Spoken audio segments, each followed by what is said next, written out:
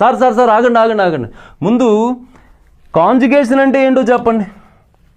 అది కదా, double bond కాంజుగేషన్లో ఉంటే కదా డీలోకలైజేషన్.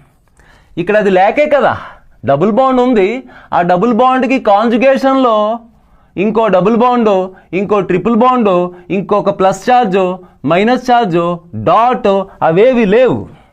ఈ డబుల్ బాండ్కి కాంజుగేషన్లో ఇవేవి లేవు. ఉంటే డీలోకలైజేషన్ అయి ఉండేది.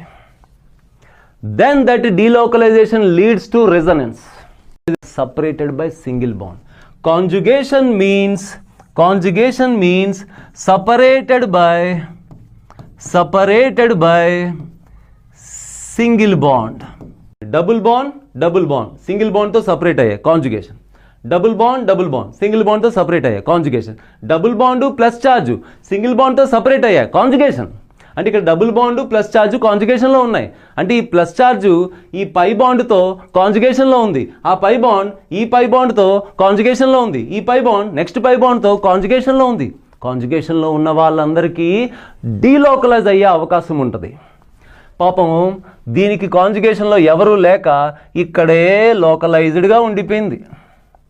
దీనికి కాంజుగేషన్లో ఇంకొక పెయిర్ కానీ, అంటే ఇంకొక బాండ్ కానీ, ఇంకొక ప్లస్ ఛార్జ్ కానీ, మైనస్ ఛార్జ్ కానీ, ఎలక్ట్రాన్ కానీ ఏదున్నా ఈ బాండ్ ఇక్కడే ఉండకుండా, లోకలైజ్డ్గా ఉండకుండా డీలోకలైజ్ అవుతుంది. అర్థమవుతుంది. ఇగో చూడండి,